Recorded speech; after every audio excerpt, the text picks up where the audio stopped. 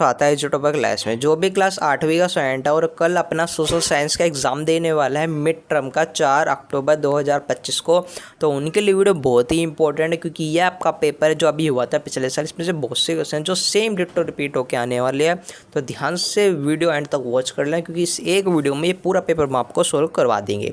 अपने फ्रेंड्स के पास भी वीडियो शेयर करना, जितने ग्रुप है सभी में वीडियो शेयर होनी चाहिए, ताकि आपके फ्रेंड्स भी देखें, उन्हें भी समझे कि हाँ कैसा पेपर आएगा।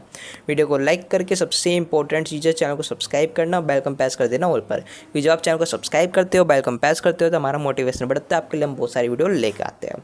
करते हैं वीडियो स्टार्ट। ये मिड टर्म का पेपर है 8वीं क्लास का सोशल साइंस का। अगर जो पेपर होगा 2.5 घंटे मिलेंगे, यानी 2 और आधा घंटा। मार्क्स कितने होंगे? 60 मार्क्स का पेपर होगा, 60। अब बोला गया है इस प्रश्न पत्र में कुल आपके 6 खंड होंगे, कै ख गह गह अड़ और च। टोटल जो पर्सन होंगे वो 14 पर्सन होंगे, 14 पर्सन। सभी पर्सन आपको करने हैं। कुछ पर्सन ऐसे होंगे जिसमें आपको विकल्प दिया होगा कि अथवे में से ऊपर नीचे में से कोई एक करो। क्लियर? अब बोला पर्सन के सामने उनके निर्धारित अंक दिए हुए, यानी जो भी पर्सन आप करोगे उसके सामने मार्क्स दिए हुए कि 1 नंबर 2 नंबर 3 नंबर का है, उसी के हिसाब से आपको करना है। खंड क्या होगा? ये इसमें आपके टोटल एक ही पर्सन होगा। उस एक पर्सन में आपके 15 उप पर्सन होंगे जो MCQ टाइप होंगे। उप पर्सन होता है यानी कि कुछ पार्ट्स, नहीं पहला क्वेश्चन उसके 15 पार्ट्स होंगे जो 1-1 नंबर के होंगे MCQ वाले।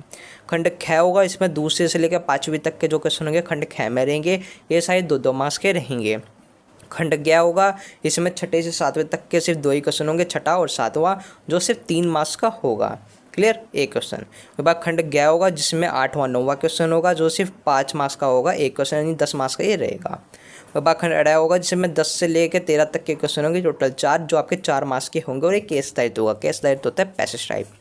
खंड च होगा जिसमें आपका टोटल एक ही पर्सन होगा, और ये पूरे पेपर का आखिरी होगा 14। इसमें आपको एक मानचित्र आएगा जो 5 मार्क्स का आपके लिए रहने वाला है। क्लियर? आप चलते आपके पर्सन करने सीधे समझते हैं। खंड क्या है? इस तरीके से पहला पर्सन होगा, इसमें 15 आपके वस्तुनिष्ठ प्रकार के पर्सन होंगे। ठीक है, ये पर्सन आपको इसमें विकल्प दिया होगा, MCQ वाला होगा प्रॉपर। 15 में से आपको कोई भी इसमें करने हैं क्वेश्चन। ठीक है, यहाँ पे दिया हुआ है ये 15 के 15 भी कर लेने हैं, क्योंकि 15 मार्क्स का आपका ये रहने वाला, तो 15 के 15 ही आपको करने होंगे। क्लियर? जैसे कि अरुण एक 10 वर्षीय लड़का है। यह एक बारूद निर्माण फैक्ट्री में कार्यरत है। बताइए अरुण के कौन से मौलिक अधिकार का उल्लंघन हो रहा है? यानी कि कोई लड़का है 10 साल का, तो कौन से अधिकार का उल्लंघन हो रहा है? तो आपने सुना ही होगा, शोषण के विरुद्ध अधिकार होता है, शोषण हो रहा है। क्योंकि क्या होता है इसमें मौलिक अधिकारों में एक अधिकार होता है कि 18 वर्ष से नीचे के बच्चे काम नहीं कर सकते फैक्ट्री में, लेकिन ये बच्चा काम कर रहा है, तो ये शोषण के विरुद्ध अधिकार का उल्लंघन हो रहा है। क्लियर? उसके बाद दूसरा, स्थानांतरित कृषि को लद्दाख के नाम से किस देश में जाना जाता है? ठीक है, तो ये जो स्थानांतरित कृषि है इसको जो जाना जाता है वो जाना जाता है मलेशिया में। ठीक है, लद्दाख स्त्री के नाम से। उसके बाद तीसरी में आपको मिलान करना है। नहीं, मिलान करके बताना है कि कौन सा करेक्ट होगा, यानी मिलान की पहचान करनी है कि जो ये मिलान दिया गया है इनमें से कौन सा मिलान करेक्ट है। ठीक है, ये बोला गया। तो जो तीसरा है इसमें करेक्ट आंसर हो जाएगा सी। सरकार के 3 अंग होते हैं, विधायिका, कार्यपालिका, न्यायपालिका। ये आपको पता ही होगा, 3 अंग होते हैं, 3 होते हैं। ठीक है, जिसमें कार्य करती है। उसके बाद अगला चौथा, निम्नलिखित में से कौन सा मृदा संरक्षण का एक उपाय है? मृदा संरक्षण, मृदा को बचाना, मृदा संरक्षण कौन सा है? तो चौथे का जो करेक्ट आंसर होगा वो होगा सी, मरुस्थलीकरण। ये होगा करेक्ट। पाँचवें में आपको गलत मिलान की पहचान करनी है, नहीं आपको कुछ दिए हुए ABCD, इसमें से बताना कौन सी मिलान गलत है। ठीक है, तो इसमें जो 5वां है इसमें जो करेक्ट आंसर होगा आपका वो होगा बी, क्योंकि जो राज्यसभा में कुल निर्वाचित सदस्यों की संख्या होती है 230 नहीं होती। ये होगा करेक्ट आंसर। क्लियर? उसके बाद है छठा, निम्नलिखित जानकारी के आधार पर फसल की पहचान करनी है, यानी आपको ये 2 लाइन दी हुई है, इसके आधार पर आपको बताना है कि कौन सी फसल है। यानी इसमें सुनहरा रेशा भी कहा जाता है, यानी इसे सुनहरा रेशा कहा जाता है। भारत और बांग्लादेश इस फसल के अग्रणी उत्पादक है, बहुत ज़्यादा उगाए जाते हैं। तो इसमें जो करेक्ट आंसर होगा छठे का वो होगा डी, पत्सन होगा करेक्ट आंसर, क्योंकि ये सुनहरा रेशा होता है, इसे हम सुनहरा रेशा कह सकते हैं। और ये बात है 7वां, किस स्तर की सरकार के पास अपने आधिकारिक क्षेत्र के तहत सभी स्कूलों के लिए 8वीं कक्षा की बोर्ड परीक्षा जारी रखने या बंद करने का अधिकार होता है? यानी कि कौन सी ऐसी सरकार है जिसके पास यह अधिकार है कि वो 8वीं क्लास की बोर्ड परीक्षा करे या ना करे? ठीक है, तो इसका जो करेक्ट आंसर है, अधिकार की बात की गई है, तो जो 7वां है इसका करेक्ट आंसर हो जाएगा सी, राज्य सरकार के पास है। उसके बाद है 8वां, विटिकचर यानी जो द्राक्षा कृषि, इसको डैश को कहते हैं, किस कृषि को कहते हैं ये बताना है। ठीक है, तो जो 8वां है इसका जो करेक्ट आंसर हो जाएगा वो सी हो जाएगा। अंगूर की खेती को हम ये कहते हैं विटिकल्चर। ठीक है, उसके बाद 9वां, निम्न में से कौन सा एक जलीय संरक्षण का उपाय, यानी जलीय संरक्षण, जल को बचाना। ठीक है, तो इसमें जो करेक्ट आंसर हो जाएगा तो वो हो जाएगा आपका डी, वर्षा जल संरक्षण। गाड़ी धोने के लिए फव्वारों का प्रयोग करना, गाड़ी धोने के लिए बाल्टी कपड़ों का प्रयोग करना। ठीक है, ये होगा। ठीक है, जल संरक्षण में तो ये होता है, सॉरी तीसरा नहीं होगा, गलत बोल दिया, ये दूसरा होगा, खराब नल को ठीक करना। ठीक है, पहला दूसरा चौथा ये होगा करेक्ट आंसर डी। उसके बाद 10वां, पहली इंग्लिश फैक्ट्री, यानी जो पहली इंग्लिश फैक्ट्री है 1661 में, वो किस नदी के किनारे आरंभ हुई, नदी का नाम बताना है। ठीक है, तो दोस्त 10वां है, इसका जो करेक्ट आंसर हो जाएगा वो हो जाएगा हुंगली, हुंगली करेक्ट आंसर होगा बी। उसके बाद 11वां, पर्यावरण वन एवं जलवायु मंत्री बनने पर आप वन्य जीव संरक्षण को कौन से कदम उठाएंगे, यानी आपको एक पर्यावरण में जल और वायु मंत्री बना दिया, आप वन्य जीवों को बचाने के लिए क्या कदम उठाएंगे वो बताना है। ठीक है, तो इसमें जो करेक्ट आंसर हो जाएगा वो हो जाएगा वन्य जीव अभयारण्यों की अधिक स्थापना करवाना, यानी कि जो अभयारण्य होते हैं एक प्रकार की, ये मान लो जगह होती है, संस्था करते हैं जिससे कि वहाँ के जो जीव जंतु उसको संरक्षित करते हैं, उन्हें बचाते हैं। तो ये होगा सी। उसके बाद 12वां, निम्नलिखित घटनाक्रम को कालानुसार लगाइए, यानी क्रम में लगाना है उसको कि पहले कौन सा युद्ध हुआ, फिर क्या हुआ, फिर क्या हुआ। तो 12वें का जो करेक्ट आंसर बनेगा वो होगा बी, पहले आएगा ये। ठीक है, पहले पे ये, दूसरे पे आएगा ये, तीसरे पे लाइन ये, चौथे पे ये होगा, इस तरीके से क्रम में लगाना है, तो बी करेक्ट आंसर। उसके बाद 13वां, निम्न में से कौन सी फसल रोपण कृषि का एक उदाहरण है, यानी रोपण कृषि का उदाहरण बताना है आपको, इसमें रोपण कृषि का उदाहरण कौन सा है, तो इसका करेक्ट आंसर होगा डी, काजू, ये रोपण कृषि का उदाहरण है। उसके बाद 14, दोस्तों विष्णु भट्ट गोडसे ने कौन सी पुस्तक की रचना की, यानी रचना की, कौन सी पुस्तक की रचना की थी वो बताना है।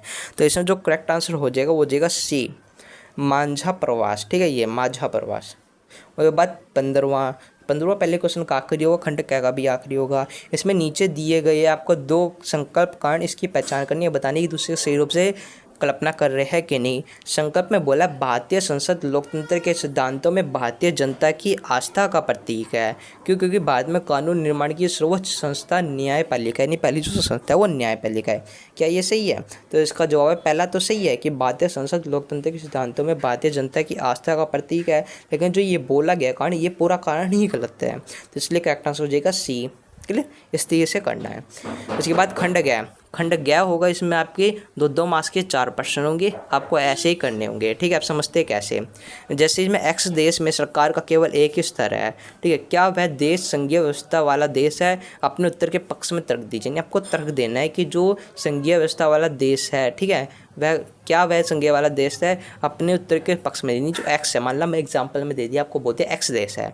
ठीक है, नाम नहीं दिया, बस देश का नाम बता दिया, एक्स देश है, उसकी सरकार केवल एक ही स्तरीय है, और वहाँ पे जो देश है, वह देश है, जो एक्स देश है वो संघीय व्यवस्था वाला देश है, तो इसको तर्क देना है। तो इसका आंसर देखते क्या होगा, तो कुछ इस तरीके से लिखना होगा कि एक्स देश में संघीय शासन व्यवस्था नहीं है। ठीक है, पहली चीज़, संघीय शासन व्यवस्था वाले देशों में शासन के 2 या 2 से अधिक स्तर होते हैं। इस तरीके से आपको 2 नंबर का, तो 2 लाइन लिख दोगे, 2 मार्क्स कंप्लीट, सिंपल। अब इसी को आप एक पैसेज में लिखोगे तो 1 नंबर मिलेंगे, अगर इस तरीके से 2 पॉइंट में लिखोगे तो 2 नंबर मिलेंगे, याद रखना, इस तरीके से आपको लिखना है। ठीक है, अब 8वें वाला देखते हैं। 8वें बोला है, वाई देश में संविधान के मध्य से यह प्रावधान किया गया है कि वहाँ सभी लोगों को सार्वभौमिक वयस्क मताधिकार प्रदान किया जाएगा। क्या आप इस देश को लोकतांत्रिक मानेंगे, अपने उत्तर के पक्ष में तर्क दीजिए। यानी एक देश है जिसने संविधान के मध्य एक प्रावधान किया कि सभी लोगों को सार्वभौमिक वयस्क मताधिकार प्राप्त है, क्या वह देश लोकतांत्रिक देश बन गया, ये आपको बताना है। ठीक है, तो इसमें से आपको कोई एक करना, ऊपर वाला करे फिर नीचे वाला। तो देखते हैं इस वाले का क्या आंसर होगा। इसका आंसर होगा जो वाई देश है वो एक लोकतांत्रिक देश है, क्योंकि वहाँ पे सार्वभौमिक वयस्क अधिकार ये एक आवश्यक शर्त होती है, सभी के पास अधिकार होता है मध्य।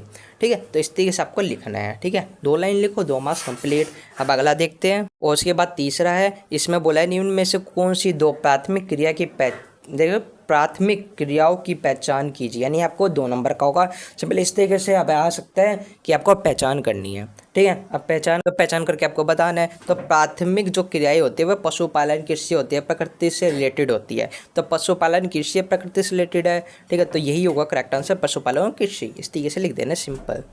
चौथा बोला राज्य है, राज्यसभा का महत्व बताएं। जो राज्यसभा है उसका क्या महत्व है, महत्व बताने। 2 लाइन लिख दो, 2 काम कंप्लीट। इसका आंसर होगा राज्यसभा का मुख्य रूप से राज्य के प्रतिनिधि के रूप में काम करना है। जो राज्यसभा उसका कार्य होता है राज्य के प्रतिनिधि के रूप में कार्य करना, कानून बनाने का जो प्रस्ताव है पेश करता है कि ये कानून बनना चाहिए, ठीक है। इस तरीके से आंसर हो जाएगा, सिर्फ 2 लाइन लिखनी है, काम खत्म, ठीक है। तो यहाँ पे बोला भूस्खलन के किन्हीं 2 कारणों को लिखना है। भूस्खलन आता है वो 2 कारण लिखने हैं। आता है क्योंकि भूकंप से आता है, ठीक है, उससे आता है जलवायु, भूकंप आता है, सुनामी से आता है, इस तरीके से आपको लिखना है। तो जैसे अभी तक इस तरीके से आप लिख सकते हो, भूकंप हो गया, बाढ़ हो गया, ज्वालामुखी होगी, ये भारी वर्षा हो गई जिसके कारण ये आपकी समस्या उत्पन्न होती है। इस तरीके से करना है। 5वां, अगर मान लो आपको कोई नहीं आता भूस्खलन के कारण कि भूस्खलन क्यों होता है, वर्षा के कारण अधिक वर्षा हो जाती है, भूकंप आ जाता है, बाढ़ आ जाता है, नहीं पता, कोई बात नहीं, तो फिर मैं ऑप्शन दिया होगा नीचे वाला कर लो। वर्षा जल संरक्षण के कोई 2 उपाय बताने कि वर्षा जल संरक्षण कैसे करें, वर्षा को कैसे बचाए। तो इसका सिंपल सा लिख सकते हो, बारिश का जो पानी होता है उसके लिए हम पाइप, छतों से पाइप लगा के उसके लगा सकते हैं, ठीक है, पानी बचा सकते हैं। इस तरीके से लिखना है। जैसे आंसर देखते हैं प्रॉपर कैसे लिखेंगे। इसका आंसर इस तरीके से होगा, छत पर होने वाली जो वर्षा है जल को पाइप द्वारा जमीन के गड्ढा बनाकर एकत्रित करना या कंक्रीट के कुएं बनाकर सतह पर बहने वाले वर्षा जल का संरक्षण। इस तरीके से लिखना है, ठीक है, 2 लाइन।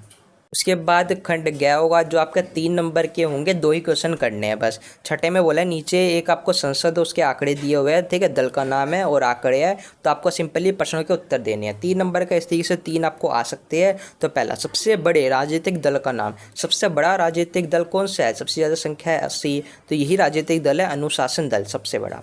दूसरा, बहुमत के लिए कुल कितने विधायकों की आवश्यकता होती है, यानी बोला विधायकों की कितनी आवश्यकता होगी वो बतानी है। इसमें जो करेक्ट आंसर होगा वो होगा 101 विधायकों की आवश्यकता होती है। उसके बाद तीसरा, सरकार बनाने की किस एक संभावना का वर्णन करना है। सरकार बनाने की किसी एक संभावना का वर्णन करना है, कैसे सरकार बनेगी। इसमें आपको जो 2 दल है उनको मिला देना है, जिससे कि सरकार बन जाएगी। 101 आपके बन जाएंगे विधायक, जैसे कि अनुशासन दल, लोकप्रिय दल मिल जाएगा, फिर अनुशासन दल विन्य पार्टी बन जाएगी। अनुशासन दल के साथ अगर कोई और पार्टी जुड़ेगी तो वो अपनी सरकार बना लेगी, इस तरीके से आएगा, ठीक है। तो अगर आपको ये वाले नहीं आते तो नीचे आपको ऑप्शन दिया होगा छठे में कि ऊपर वाला करें फिर नीचे वाला। इसमें बोला कानून संवैधानिक रूप से वैध होने के बावजूद अलोकप्रिय हो सकता है, ठीक है। तो इस कथन के आपके विश्लेषण करने की क्या ये सही है कि कानून है संवैधानिक रूप से वैध होने के बावजूद भी अलोकप्रिय हो सकता है। तो इसका आंसर देखते हैं। तो इसका आंसर होगा कि बहुधा सरकार द्वारा पारित जो कानून होता है वह अलोकप्रिय हो सकता है। क्यों, क्योंकि जो नगर पालिका है वो पटरी द्वारा दुकानों को प्रतिबंध कर देगी, हटा देगी, ठीक है,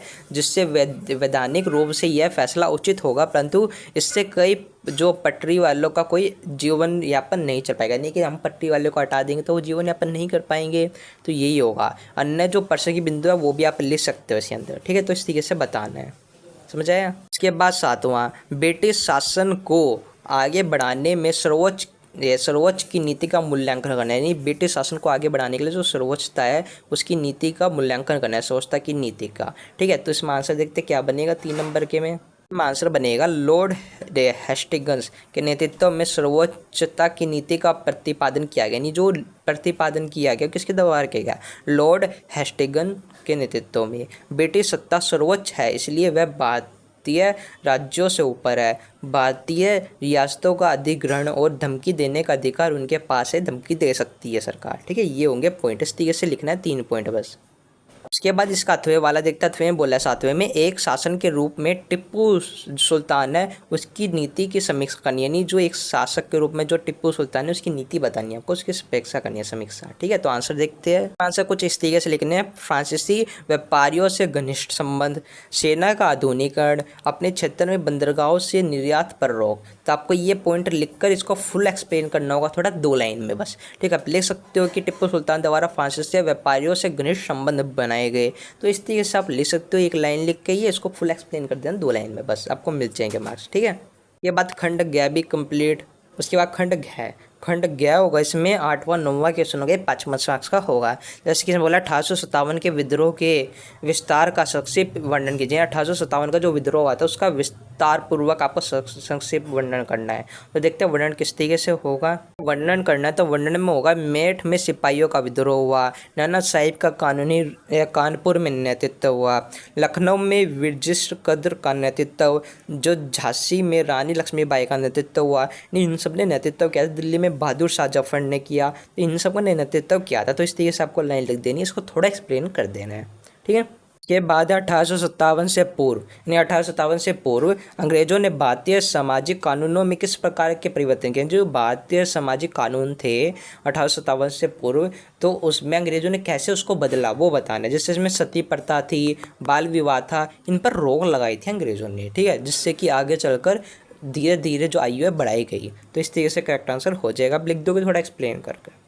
उसके बाद 9वां है, 9वां बोला है वन्य जीव संरक्षण हेतु कोई पास सुझाव, यानी वन्य जीव संरक्षण कैसे बचाए वन्य जीवों को, उसको पास सुझाव आपको देने हैं, 5 नंबर का होगा। आप ले सकते हो वन्य अभ्यारण्यों की स्थापना की, शिकार पर प्रतिबंध लगाया, सामुदायिक स्तर पर जागरूकता फैलाई, सामुदायिक समूहिक रूप पर, ठीक है, वन महोत्सव आदि को प्रोत्साहन दिया, जन आंदोलन को बढ़ाया। तो इस तरीके से आप लिख सकते हो, इन पॉइंट्सों को लिख के एक्सप्लेन कर सकते हो। तो इस तरीके से आपको लिखना है, उनको एक्सप्लेन भी करना होगा, तभी आपको 5 नंबर मिलेंगे। खंड है, इसमें आपके 4 नंबर की आपके टोटल देख सकते हो, 4 चौक 16, तो 4 पैसेज होंगे, ठीक है। 10वें से स्टार्ट होगा, केस दायित्व होंगे, तो इस तरीके से होंगे, आपको कुछ भी दिया जाएगा। जैसे औपनिवेशिक राज्य के लंबे अत्याचारी शासन ने भारत के सामने इतना जरूर स्पष्ट कर दिया, यानी जरूर स्पष्ट कर दी कि स्वतंत्रता भारत को एक लोकतांत्रिक देश होना चाहिए, यानी कि जरूरत कर दी, यानी ये याद दिला दिया है कि भारत स्वतंत्र होना चाहिए, यानी इस तरीके से बोला है। तो भारतीय संविधान सभा का गठन कब हुआ था वो बताना है, ठीक है। तो उसके बाद तो 1946 में गठित की गई संविधान सभा